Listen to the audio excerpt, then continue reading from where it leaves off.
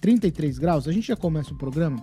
O Ângelo falou da situação no Rio Grande do Sul, pessoas saindo lá de Toledo, Ângelo, é isso? Em direção ao Rio Grande do Sul. Vamos lá, vou fazer um breve resumo aqui sobre o que está acontecendo lá, atualizando sobre o Rio Grande do Sul. Como todos sabem, fortes chuvas atingiram o Rio Grande do Sul. Essas chuvas começaram na última semana e, ao todo, 332 dos 496 municípios lá do estado registraram algum tipo de problema, afetando mais de 710 mil pessoas. Os meteorologistas explicam que a catástrofe é resultado de pelo menos 3 fenômenos que afetam a região e foram agravados ainda mais pelas mudanças no clima.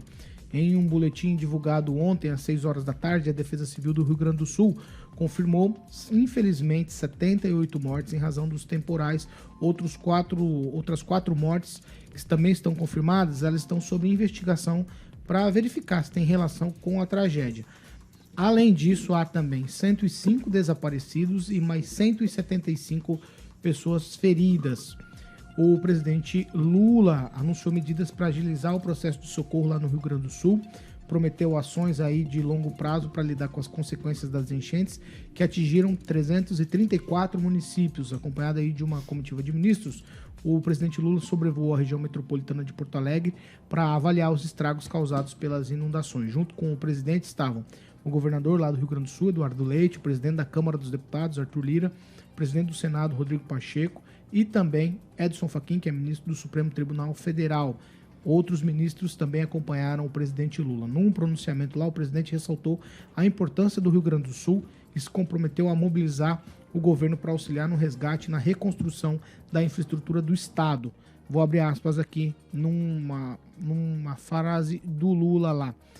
Não haverá impedimento da burocracia para que a gente recupere a grandiosidade desse Estado. O ministro do Supremo, Fachin, e o Rodrigo Pacheco também fizeram discursos na mesma linha de adotar medidas como na pandemia para mitigar, para tentar resolver e melhorar a situação lá no Rio Grande do Sul. O governo federal decretou o estado de emergência para 256 municípios do Rio Grande do Sul afetados pelas intensas chuvas. A partir de agora, as cidades podem receber repasses e verbas federais de forma mais rápida e com menos burocracia. Vamos lá, ó. O Instituto Nacional de Meteorologia emitiu ontem à tarde um alerta de perigo potencial para tempestade no extremo sul do Rio Grande do Sul, região que também foi afetada. Uma região que abarca cidades como Pelotas, Rio Grande, Bagé e Uruguaiana. A chuva por lá será entre 20 e 30 milímetros na região, com total de água acumulada em 24 horas, podendo chegar a 50, e ventos entre 40 e 60 km por hora, e agravado ainda por chuva de granizo. Essa é uma previsão do tempo para as próximas horas lá no Rio Grande do Sul. Vamos lá. Questão prática, eu acho que é disso que se trata, principalmente a nossa pauta aqui falando do Rio Grande do Sul. O Paraná iniciou uma campanha para arrecadação de donativos para as vítimas dos temporais lá do Rio Grande do Sul. As pessoas que estão sendo resgatadas estão precisando de comida e água potável. A campanha aqui paranaense de arrecadação pede à população doação de água mineral, alimentos não perecíveis, produtos de higiene e também produtos de limpeza. Todos os quartéis aí do Corpo de Bombeiros e brigadas comunitárias estão recebendo doações. Aqui em Maringá, as pessoas podem levar esses donativos das 8 até as 5h30 da tarde no quartel do 5º Grupamento do Corpo de Bombeiros, que fica na Avenida Guaíra, aqui no centro da cidade, pertinho aqui da Renato Celidônio. Renato Celidônio não, né? Como é o nome da avenida? Me fugiu o nome da avenida. Horácio Raganello, desculpa. O bombeiro é na Guaíra. Benjamin Constant. Mas é próximo ali, eu tô dizendo ali próximo, né? A entrada é pela Benjamin Constant. Isso, então aqui no centro da cidade, na Avenida Guaíra, mas Benjamin Constant Benjamin Constant, rua, né? a entrada é onde estão recebendo os... Então você que tem algum tipo de doação, você que tem intenção em fazer o bem nesse momento, eu vou repetir aqui. Água mineral, alimentos não perecíveis, produto de higiene pessoal e também de limpeza. O momento pede que a gente, de fato, seja solidário. Quem acompanhou pela televisão, também pela internet, nosso canal do YouTube, o Murilo está ilustrando ali. As imagens são, de fato, terríveis. Terríveis. Tem gente que não tem condição de recuperar nada. Além do mais, muitas dessas construções, depois que essa água baixar, aí veremos se elas terão condições de ficar em pé ou não. Se a Defesa Civil vai mandar demolir isso. sabe? Então, assim, é chocante o que a gente tem vivido no Brasil, lá no estado do Rio Grande do Sul. Regiane. Eu vou acrescentar aqui um pedido, né, porque está para entrar uma frente fria, então, veja, já está num caos total, né, a calamidade ali, e vem o frio. Então, as pessoas também precisam de roupas de frio e cobertores. Paulo, importante frisar também, fora essa desgraça aí pessoal que as pessoas estão vivendo, que teremos alterações na economia, né, porque o Estado é responsável por 68% da produção de arroz, então muitas áreas lá foram atingidas. A elevação do PIB também é responsável por 63,6%. Então, além dessa comoção, sim, viveremos momentos difíceis ali e deveremos ser solidários, de modo geral, até o povo do agro, que também está se mobilizando, né, para ajudar a elevar ali depois que essa tristeza passar. Dentro dos 497 municípios, 300 foram atingidos. É muita coisa. Então, é por isso que é muito, muito, muito importante que o país se una para ajudar essas pessoas que lá estão, Paulo, porque vai ser realmente muito difícil ter essa recuperação, essa construção, visto que em 5 meses é a segunda, né, o segundo episódio caótico que acontece lá, né? Tivemos no final de setembro ali, até dezembro, ondas também de alagamentos por lá. Então, tem que colocar a mão na consciência e ajudar mesmo. Fernando Tupan, quero te ouvir sobre essa questão solidária e a sua percepção sobre o que está acontecendo no Rio Grande do Sul. Paulo Caetano, a gente sabe que todo ano dá problema no Rio Grande do Sul e o Brasil podia ser um pouquinho mais esperto. Por que mais esperto? Podia pegar o exemplo da Holanda, como controlou a subida dos rios por lá, e utilizar aqui também em algumas cidades, como também aqui em União da Vitória, que nós temos um problema que sempre ocorre lá por setembro, outubro, novembro, ali, que cai muita chuva e a gente sabe o que acontece. Mas nós precisamos de ações diretas e o governo precisa responder com velocidade. Por exemplo, o Itaipu está dando 1,3 bilhão para uma tal de GOP 30. Será que a gente precisa disso ou precisa ajudar a população do Rio Grande do Sul? Certamente ajudar a população do Rio Grande do Sul. No que os políticos brasileiros falaram, a gente não viu nada garantido de recurso e o Rio Grande do Sul vai precisar muito mais do que 1,3 bilhão. Paulo Caetano. Eu vou seguir na linha do Tupan, Daniel, eu vou com você. Eles estão falando por volta de 12 bilhões, isso pode piorar depois que a água baixar. Paulo, é uma situação triste, né? A gente acompanha de longe, mas a solidariedade do brasileiro, acredito que nessas horas é maior. Ontem fui ali no Corpo de Bombeiro, muita gente levando as doações, muita coisa serem encarregadas. Até o dia 8 eles estarão recebendo as doações, porque aí vai partir o caminhão, ou não sei quantos caminhões que vão descer lá para o Rio Grande do Sul. Uma outra situação é essas campanhas de Pix, né, Paulo? Você vê, tem um Pix entre um dos oficiais, que é o SOS Rio Grande do Sul, que já arrecadaram 38 milhões de reais. Então, assim, o brasileiro acredita que quando precisa se unir, ele se une. É um momento de solidariedade, não é um momento de fazer política, não é um momento de, né, querer tirar proveito dessa situação ou de aparecer mais que os outros. É um momento de união e é do país inteiro. Acho que se o país inteiro conseguir se unir, o Rio Grande do Sul, que é um estado, acredito que um dos mais queridos, um estado bonito, Porto Alegre, uma cidade linda, poderá se reerguer o quanto antes. Todo mundo é prejudicado, assim como a Regiane falou, são várias as situações que saem do Rio Grande do Sul que serão afetadas, aeroporto fechado, voos cancelados para lá, pessoas desabrigadas, e o pós também que vem por aí, que não será nada fácil se recuperar de uma catástrofe dessa. Quando morei no Japão, o Japão passou por uma catástrofe também, e lá se reergueu muito rápido. Lá eles se mobilizaram, as pessoas se ajudam. O que não gostaríamos de ver, Paulo, é lá no Rio Grande do Sul as pessoas tirarem proveito de uma situação dessa. Preços subirem, porque assim vai ser escassez de produtos e aí a pessoa quer tirar vantagem. E outra coisa também, estão roubando as coisas lá. Entraram no estádio do Grêmio, roubaram toda a loja, estão roubando barcos que as pessoas deixam. Então assim, o brasileiro é solidário, mas tem uns também que eles passam do limite da maldade, de querer tirar proveito das situações. Mas aqui é todo o nosso respeito, toda a nossa solidariedade. O que as pessoas puderem fazer sempre será bem-vindo. E ontem lá no Bombeiro, fiquei quase meia hora, 40 minutos, muita gente levando os donativos. Isso é uma maneira de um pouco apaziguar a dor, porque a gente está longe de uma situação, temos amigos, já tivemos familiares lá. Então, assim, o maringaense pelo menos está fazendo a sua parte e muito bem feita. Ângelo Rigon? Eu queria ressaltar 3 coisas. Primeiro, haverá um impacto econômico depois de toda essa tragédia. Um grande produtor de arroz, outros alimentos que vão encarecer da mesa.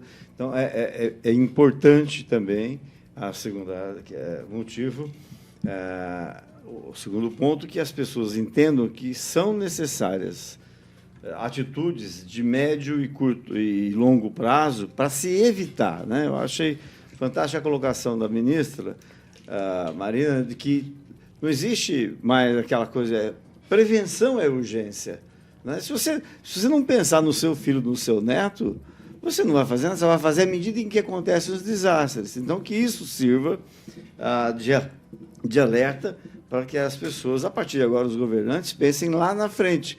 Como o meu cardiologista, né? Ele pensa lá na frente para poder você ter uma sobrevida.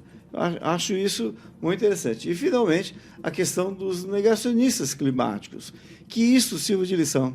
Eu sei que não se deve misturar, e não estou falando que o rapaz, alguém está tirando proveito, mas é só lembrar, não é só ele, não é só político, mas pessoas comuns. Ontem estava conversando com um rapaz sobre isso. Pô, o pessoal desmata lá, não tinha controle, a gente está sofrendo.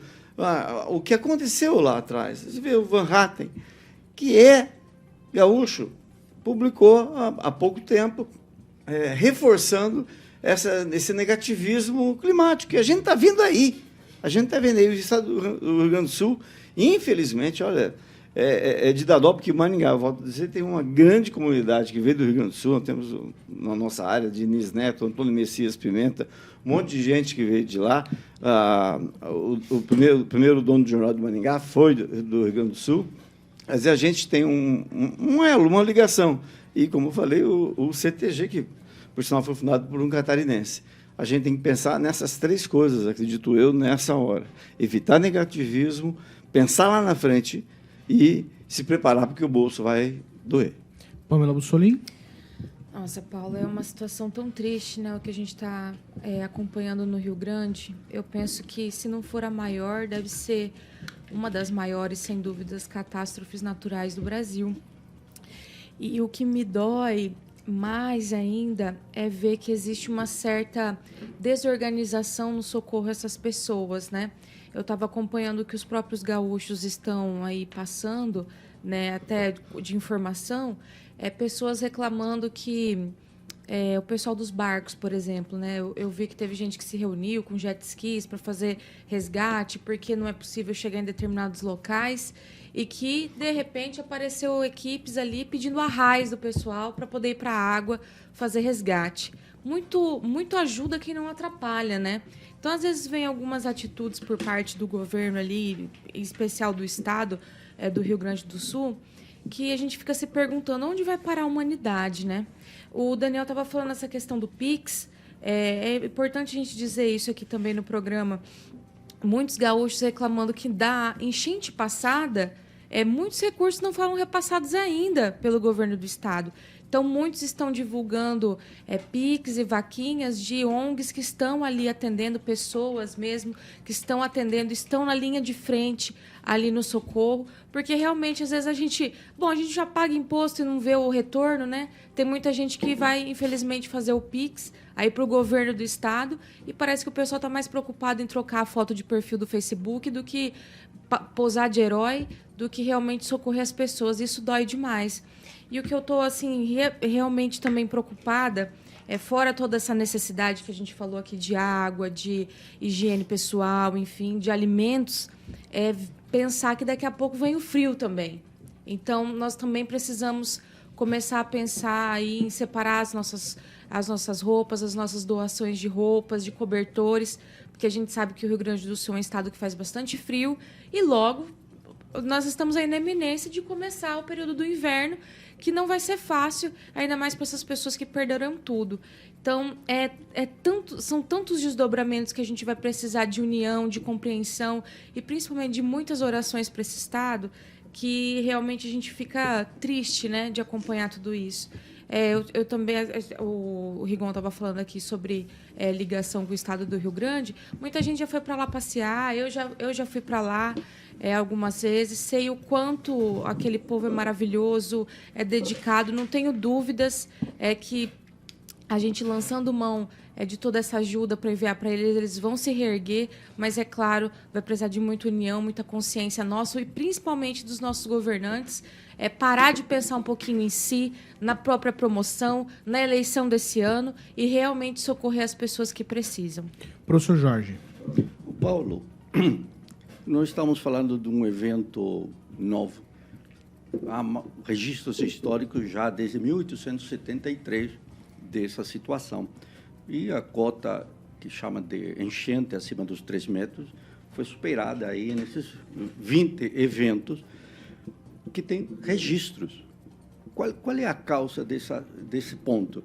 Bom, Porto Alegre é uma das cidades aí mais atingidas e ela está numa posição geográfica na margem do Lago Guaíba. E a região hidrográfica, isto é, a região das águas, né, do Guaíba, cobre aproximadamente 1/3 da área do estado. Então, se as chuvas da região escoam para o lago, e aí você tem uma barragem, evidente que é um processo de assoreamento, e aí essas águas retornam para o interior. Então, estamos falando de uma situação que o maringaense passou aqui em 2016, quando o rio Pirapó subiu seu nível histórico, e aí falava, e nunca a gente conseguiu saber exatamente quanto, mas terminou inundando a estação de captação de água, né, a elevatória ali também da Sanepar. No caso de Porto Alegre, estão sem água 70%, 80% da região, em razão que as estações de tratamento estão próximas da água. E aí, claro, inundadas. Hoje, ouvia de manhã ao prefeito de Porto Alegre, está acima de quase 2 metros. Estão sem água. Então, o maringaense sabe, por essa razão de conhecer, ter vivido essa experiência, com certeza vai ter um comportamento solidário. Mas há que apontar para uma questão da gestão nos seus investimentos. Ou eles são insuficientes ou há uma má gestão. Então, uma crítica ela tem que ser feita a quem está aí à frente do governo e que a população também cobre as infraestruturas necessárias para que essas enchentes tenham um controle. Inclusive, aí há um debate entre o governo do Estado, agora e o prefeito, de quem era a responsabilidade, de quem era o engenheiro para o controle das barreiras de enchentes que não operaram, não funcionaram.